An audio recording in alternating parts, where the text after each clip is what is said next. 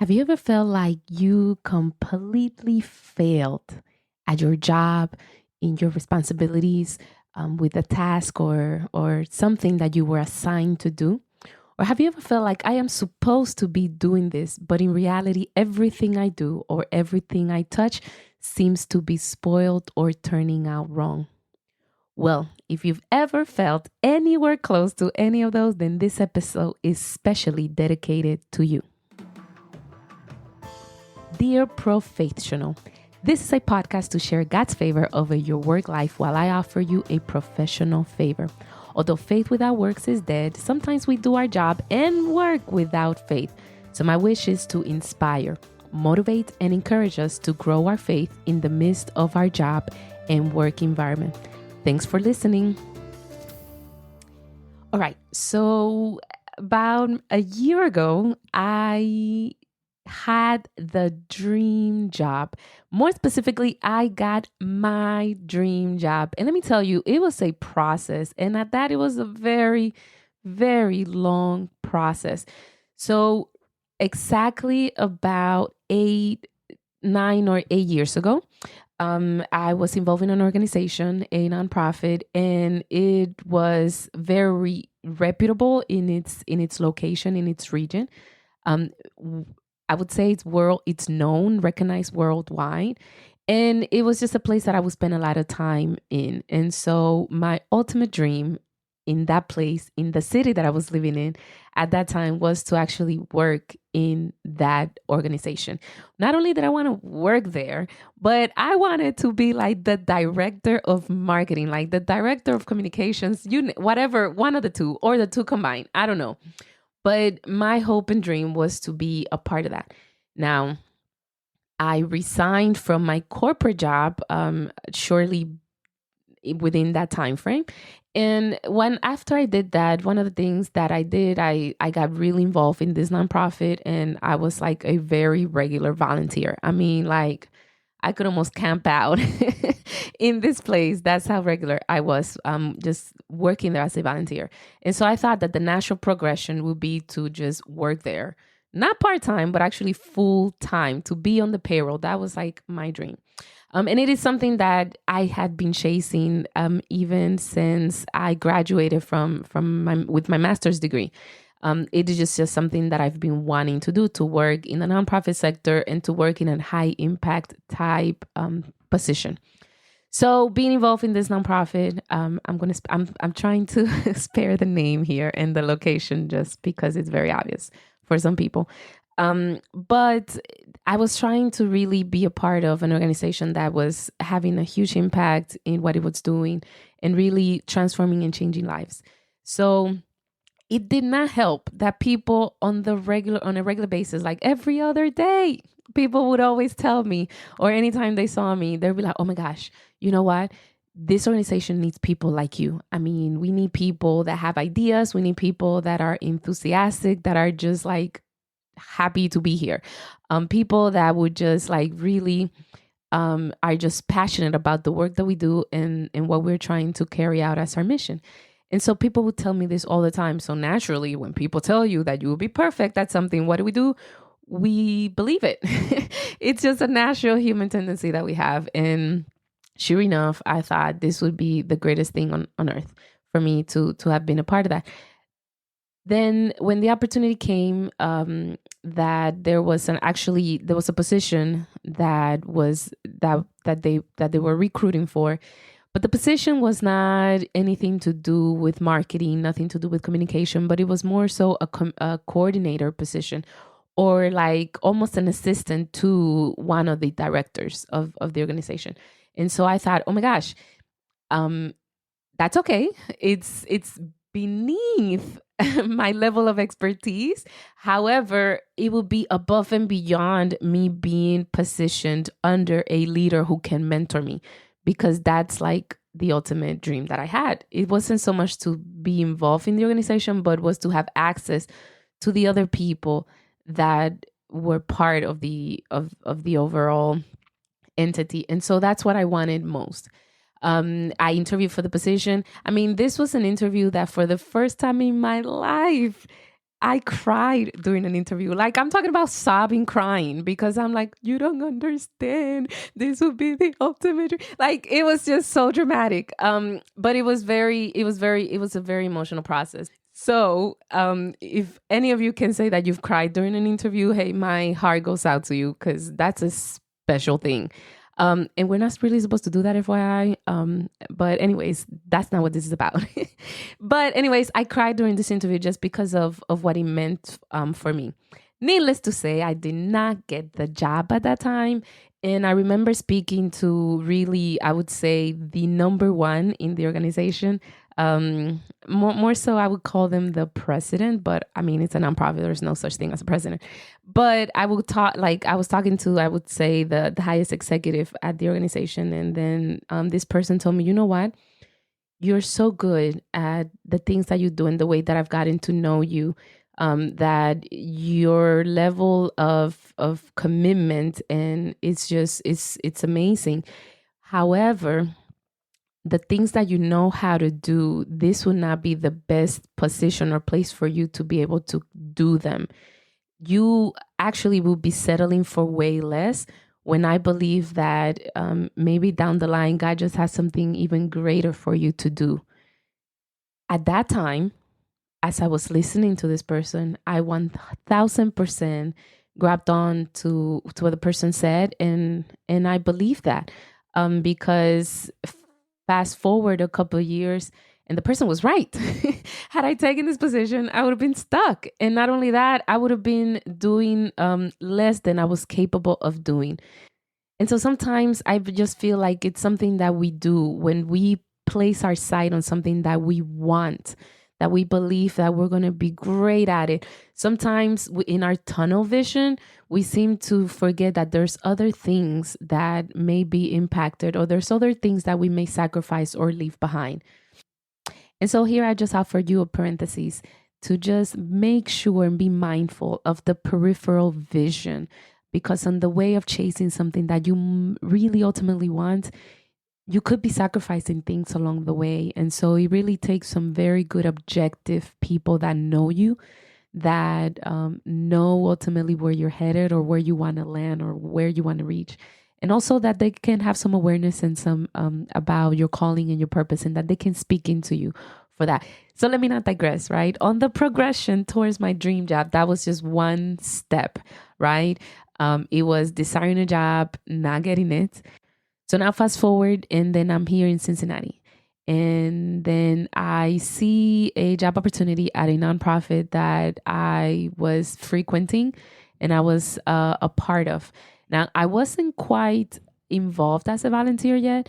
I was just a part. Like, I was just kind of like hanging out around and seeing kind of what the organization does. And so I kept an eye out for what were some of the opportunities that they had open. Every once in a while, I'll visit their career page. And so one occasion, I'm like, oh my gosh, they're hiring for something that I would love to do. Again, in the marketing communication space, because I'm like, oh my gosh, if I can just be paid to talk, not talk, but actually sell an idea, that would just be, that's it. I made it in life.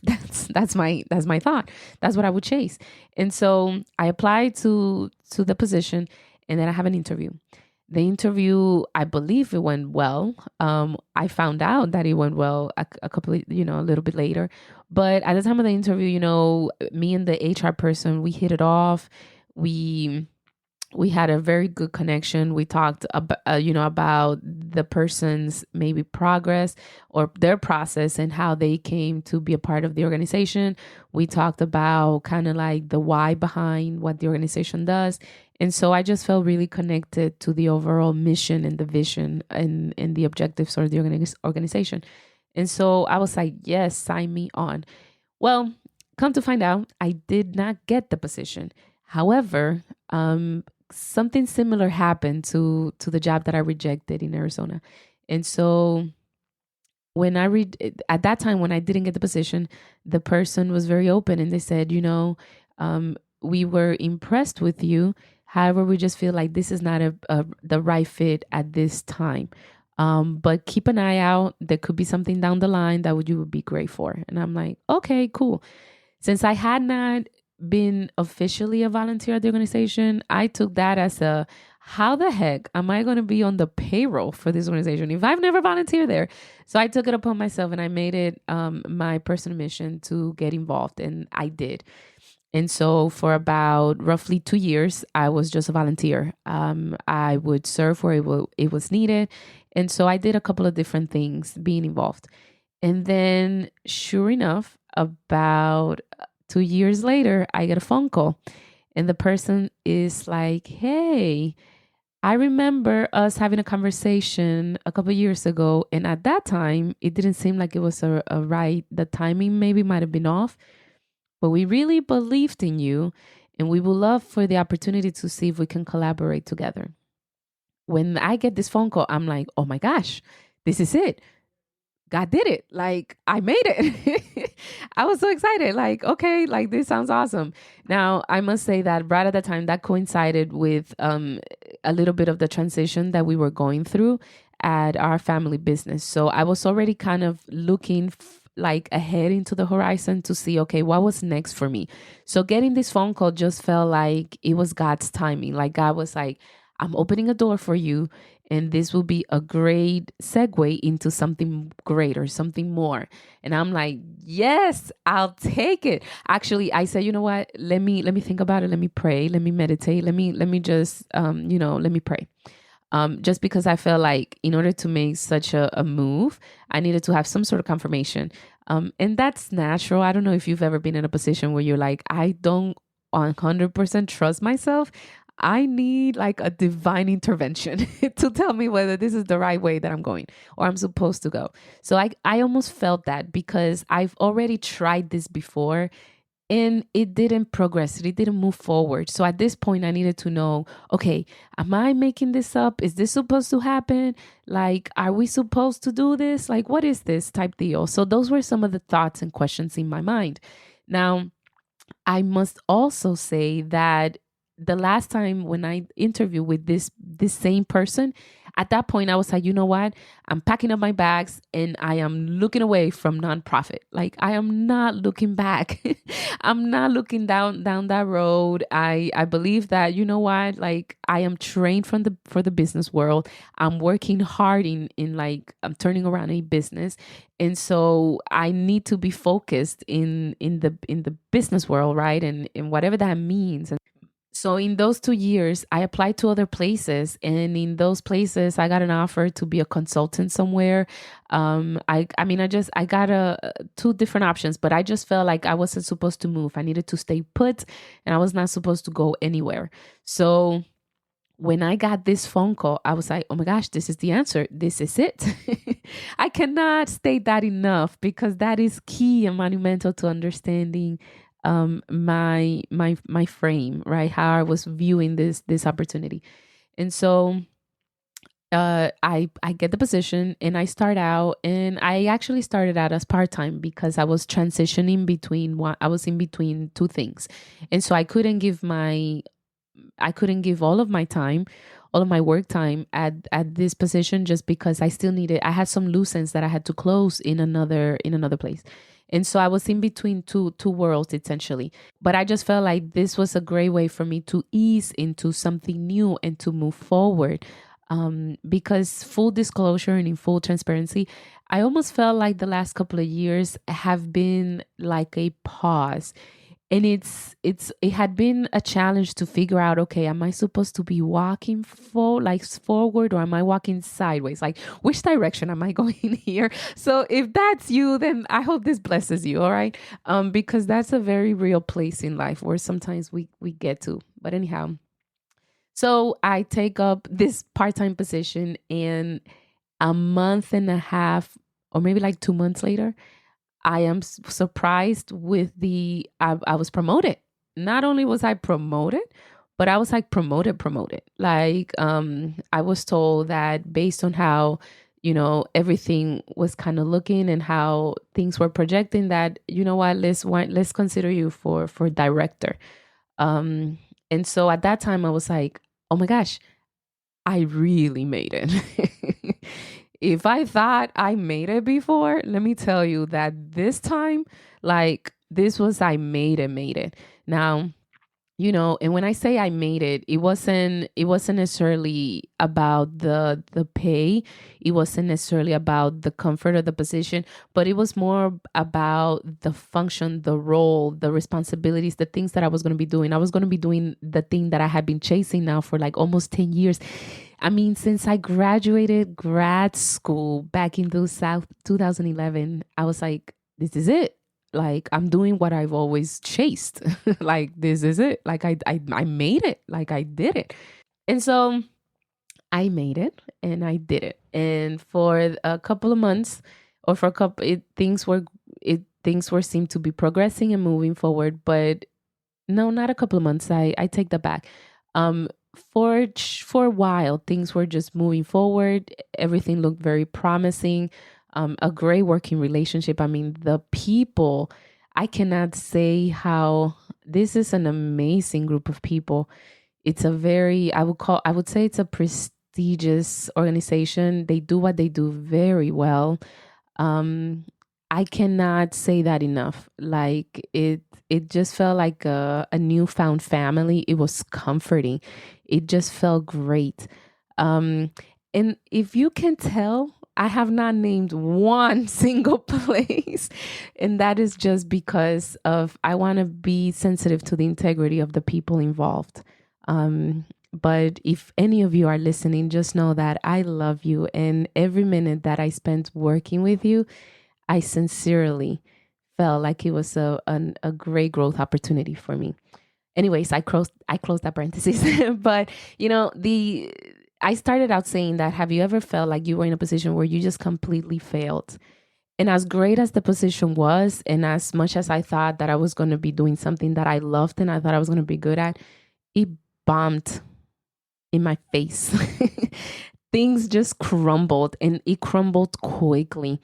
I feel like I there was I believe every story has two sides. So this is my side, and this is how maybe I thought through some of this. That doesn't mean that there's another side, that there's another explanation, because there's two sides that are viewing this, right? There's two different perspectives, or actually there might be multiple perspectives. But my perspective is that for the expectation on the other side, of like the expectation of my employer, I wasn't necessarily rising to the occasion. And that was hard. Like the minute that I started to feel that, that was like very debilitating, and that was compressing me. And the reason was because I've never been in a position where I just couldn't handle things. And I was never in a position where I wasn't meeting the expectation. Not only was I not meeting it, I've been so used to exceeding expectations that it was so terribly uncomfortable to not be able to meet the expectations of my superiors. And that was like tearing me apart. And the hardest thing throughout that whole process, it wasn't so much that I wasn't meeting the expectation, but the hardest thing was that I felt like I was giving it all. Like I was working hard. I was working around the clock. I was racing. And no matter how much it seemed like I was doing, me, I wasn't delivering, and I wasn't doing enough. And so I, I, I believe that that was the hardest thing to kind of process and to get through.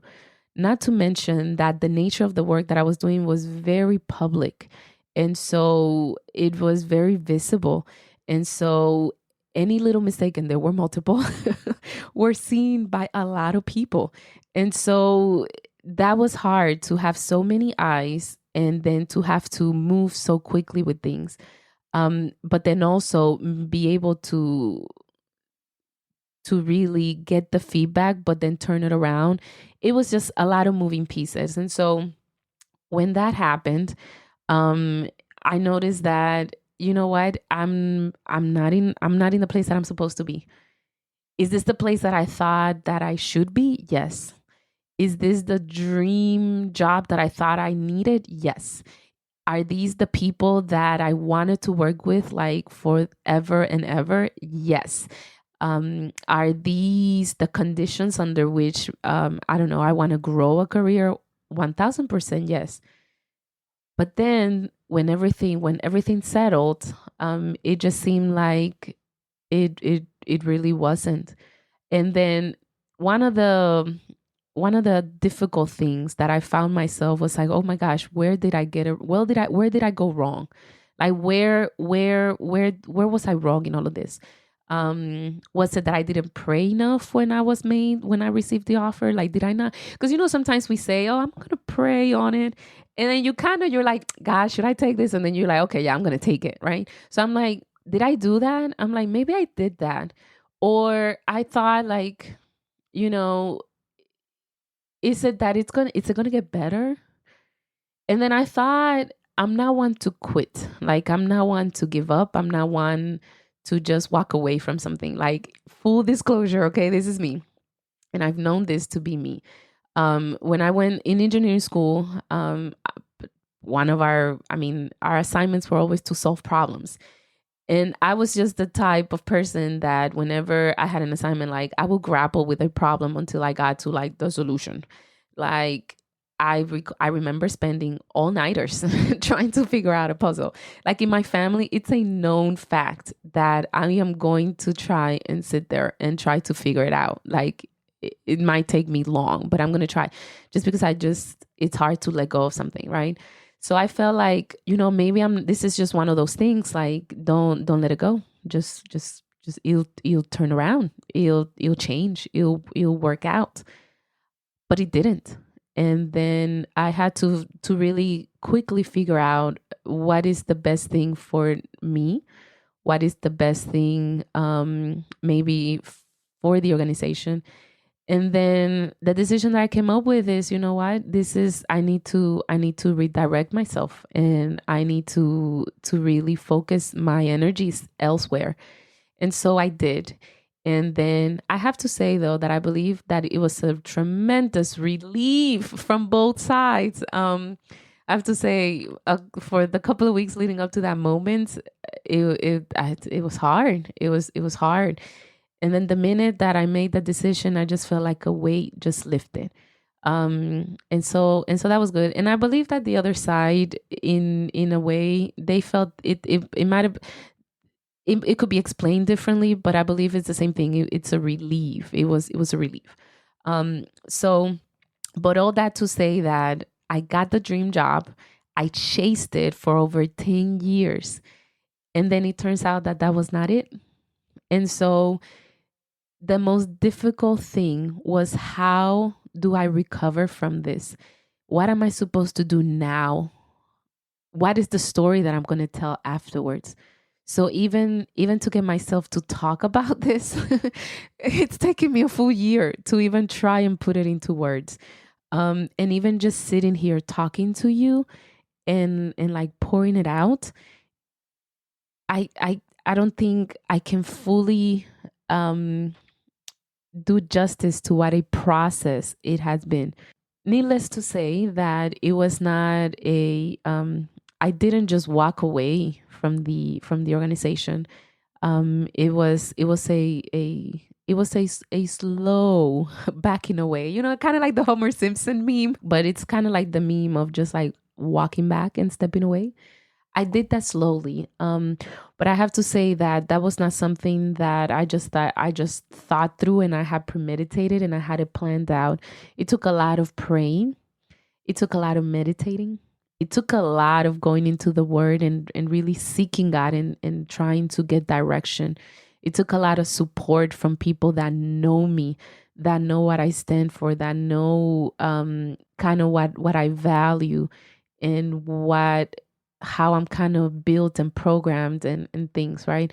Because for people that don't know you very well, and I would say for the people that I might have been working with, the hardest thing, I keep saying that because there was just so many different things that were just hard. That's just the reality of this. But one of the hard things is that in my mind, I kept thinking, oh gosh, what must they think? What must they like? How are they viewing me like in this whole situation?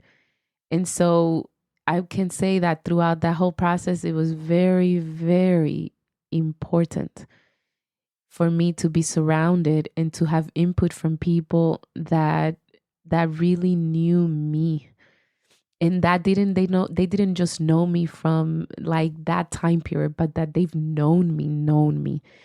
Because the reality is, when things like this happen, we grab, or like we there's a battle with our identity, right? It's like an identity crisis. And so you have to be so rooted, and you have to be so planted, and you have to be so sure of who you really are in order for you to be able to make it onto the other side. So if you felt like you've been a failure, and you felt like, I am failing at something, well, you know what? You're not alone. You're actually in good company. There, even in the Bible, there's like a whole list of people that they might have failed, but God was like, you know what? I still have more for you to do. This is not a determining factor. This is just a step in your process. And so I feel like that's the thing that you have to keep in mind, is that whatever failure you might encounter, whether it's that you're getting to that point now, or you've gotten there in the past, um, you have to understand that that's really not the destiny, right? That's only like a rest stop, but it's a quick rest stop, because you cannot dwell there. You cannot live there. You cannot stay there. The thing that you must do is you must get up and try again. You know, the nature of the work that I was doing in this epic failure, I was actually invited to do it for another organization. And at the time, quite honestly, for a while and for a couple of months, I just wanted to bury my head in the sand. I wanted to just like forget that it all happened. I wanted to just be like, oh my gosh, like maybe this was just a dream, and maybe we'll just blink and everybody will forget about it. But that's not real life, right? That's not. And so, all that to say that I had to show up, and I had to keep showing up. Now I was showing up now in a different space, but with the same people. And so that's what you must have to find for yourself, is how do I still show up? There's some changes that will probably need to happen, yes, but nonetheless, is the question that you must answer for yourself is how to show up. Because to just all around bury everything that you can and you're called to do, it's not the answer. And God must have known. And I don't know where you are in your walk of faith. But the thing that, as I am sharing these things, I'm reminded of that verse, which it's read in Proverbs 24:16, and it says, "The godly may trip 7 times, but they will get up again." Again, the godly may trip 7 times. You may fall, you may fail, you may blow it, you may screw it up, you may do the most horrible thing on earth. But if you stay true to God, if there's some righteousness in you, if there's some longing for you to really obey God, to seek after God, no matter how many times you may trip or fall, you will get up again. Now, it doesn't give any here, that specific verse doesn't necessarily talk about the conditions of your fall. It doesn't say if you fall in this area or that area or this. You may fall, your whole life may crumble. But if there's any sliver of you that is godly, you will get up again. So if you're one of those people that you've said at the beginning of this episode, yes, I have failed. I have felt like a failure. Well, good news to you. You can get back up again. Another version says, no matter how many times you trip, God loyal people don't stay down long. And that's interesting, because the key there is you won't stay down long. So my question to you now is, what is your resolve?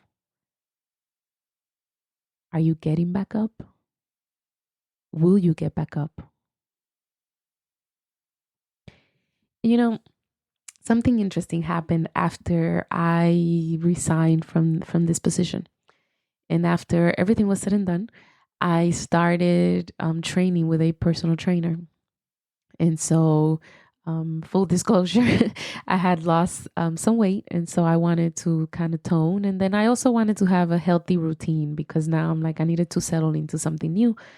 And so I settled on, I am going to work out. I am going to do so with a trainer because I want to figure out what would be optimal for me to do. And so, interestingly enough, the trainer that I started going with, he would use a technique, and he would actually make me exercise to the point of failure. I'm like, is this even a thing? Because this is what he would make me do. I would go in, and then he had a whole routine of exercises for me to do. But each exercise, I must push a level of weight for within a time lapse of a minute and 30 seconds. And within a minute and 30 seconds, I needed to see at what point I got to failure. Now, what he was looking for is what was the highest level of weight that I can resist and get to the minute and a half mark. If he saw that I pushed well past 2 minutes, or if I pushed like any little bit past a minute and a half, then that let him know that the level of weights that I was pushing was not it was not heavy enough. So he needed to add more the next time that we will meet. And so, surely enough, every time we would, I would exercise my arms, my core, and then my legs. I'm not even gonna try and say all the muscles, but each group of exercise that he would have me do, he would always say, "Okay, take it to failure," and then I would try for a minute and a half to push as much as I could. And then he would tell me, "It's not about how many reps you do; it's about just getting to that point of failure." And then he would say, all right, when he saw that I got to the point where I couldn't push anymore, he said, hold it. And he would make me hold it. He would say, count it down. 4, 3, 2, 1, and then release slowly. And so he would have me do this. And I did this for a couple of months, a couple of weeks. And I cannot say how therapeutic. I cannot even begin to describe how much therapy like that served for my mental health and my emotional well-being, because I felt like I had just walked away from my biggest epic failure professionally, and here I was learning how to fail in the physical world. And so at that moment, I was like, aha, there's a secret to life here. And what I learned is that when you feel like, number one, there are things in life, like life is, we have to work all the muscles. Like we have to push. And there's times where we have to put on the weight, and we have to put as much as we can resist. And we're going to push, and we're going to push, and we're going to get to see how long it takes for us to get to the point of failure. The trick is that when you get to failure, you're only supposed to hold it for a brief moment, and then slowly you begin to release and let go. So I don't know what it is that you might have gone through. I don't know what it is that you're about to face. I don't know at what stage of failure you might find yourself. But in life, failure, it's like exercising. You're going to push to the point where you cannot push any longer. And once you get to that place, you might hold it for just a brief little while. But then, friend, you must do as my trainer would tell me, begin to release slowly. And I would love to leave it at that dramatic ending, but I can't. I have to say, if anything I've said resonated with you, and you've said, gosh, like I found myself in a place where I felt some of those things before, then I would love to connect with you. Or if you're like, you know what, me too, then feel free to just have a conversation, reach out. You can DM me, find me on any social media platform, and I may respond there. But you can also write to favor@jarisagarcia.com, and I'll be sure to be reading through some of the messages there. Now, I will officially say that with this episode, I am back. So until next time, bye-bye.